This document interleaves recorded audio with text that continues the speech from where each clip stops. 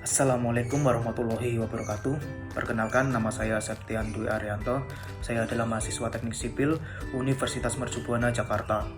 Di sini saya akan mempresentasikan tugas besar 2 saya mengenai manajemen mutu proyek. Berikut penjelasannya. Pengertian dari manajemen mutu adalah sebuah sistem yang bertujuan untuk meningkatkan kepuasan pelanggan dan memungkinkan perbaikan yang berkelanjutan. Manajemen mutu juga adalah kemampuan suatu organisasi dalam menjaga kualitas mutu dari jasa atau barang yang dilayangkan. Ada 4 aspek dari manajemen mutu. Yang pertama adalah jaminan kualitas atau QA, adalah cara untuk mencegah kesalahan atau cacat pada produk yang diproduksi dan menghindari masalah ketika memberikan solusi atau layanan kepada pelanggan. Yang kedua adalah kontrol kualitas atau QC. Untuk jangka pendek adalah suatu proses di mana entitas meninjau kualitas semua faktor yang terlibat dalam produksi. Yang ketiga adalah kualitas mutu, merupakan proses yang sistematis yang menerjemahkan kebijakan kualitas ke tujuan yang terukur dan persyaratan dan menetapkan urutan langkah-langkah untuk mewujudkan mereka dalam jangka waktu tertentu. Yang keempat adalah peningkatan kualitas, merupakan pendekatan sistematis untuk pengurangan atau penghapusan limbah, pengerjaan ulang, dan kerugian dalam proses produksi. Ada 3 tujuan program sasaran kualitas. Yang pertama adalah fitness of us atau tepat guna. Hasil layanan atau serahan harus memuaskan kebutuhan yang sebenarnya, atau jika suatu produk atau layanan mempunyai kapasibilitas untuk dapat digunakan, artinya memenuhi persyaratan dari harapan pelanggan secara ekonomi. Yang kedua adalah customer satisfaction atau kepuasan pelanggan. Produk atau layanan sesuai dengan harapan pelanggan dan memberikan kepercayaan bahwa produk atau jasa yang diberikan memiliki nilai secara ekonomi. Yang ketiga adalah conformance to the requirement atau sesuai persyaratan.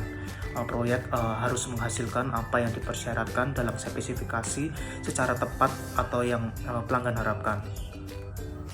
Proses project management. Yang pertama adalah plan quality management, yaitu proses mengidentifikasi persyaratan mutu dan atau untuk standar untuk proyek beserta hasil-hasil dari proyek serta mendokumentasikan bagaimana proyek akan menunjukkan kepatuhan persyaratan mutu. Yang kedua adalah perform quality assurance, proses audit persyaratan mutu dan hasil dari pengukuran kontrol untuk memastikan bahwa standar kualitas dan standar operasional telah digunakan secara tepat. Yang ketiga adalah control quality, yaitu proses monitoring dan pencatatan hasil pelaksanaan kegiatan mutu untuk menilai kinerja serta merekomendasikan perubahan yang diperlukan. Menurut Grina 2001 ada 3 bentuk quality assurance, yaitu yang pertama adalah quality audit, adalah evaluasi independen untuk membandingkan performance kualitas dengan standar kualitas yang ada, sehingga dapat diketahui performance sesungguhnya dengan beberapa kategori.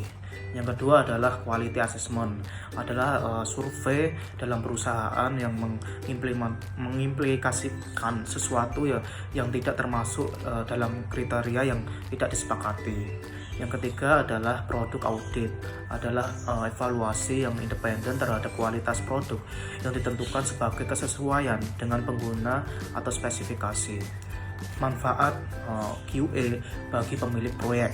Yang pertama adalah memberikan kepercayaan dan keyakinan bahwa bangunan yang dibangun akan dapat berfungsi sesuai yang diharapkan, safety atau produksi dalam batas waktu tertentu.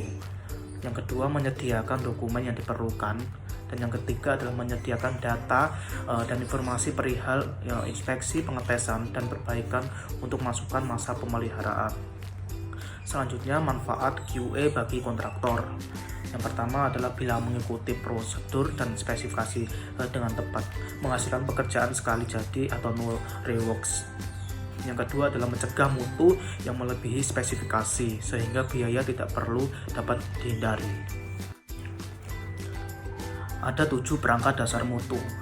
Yang pertama adalah diagram sebab akibat yang digunakan untuk mengidentifikasi dan menganalisis suatu proses atau situasi dan menemukan kemungkinan penyebab suatu persoalan atau masalah yang terjadi.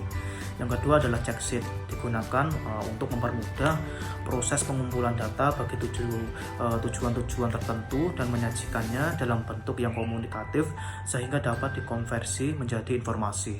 Yang ketiga adalah diagram Pareto, digunakan untuk mengklasifikasi masalah menurut sebab dan gejalanya. Selanjutnya adalah histogram.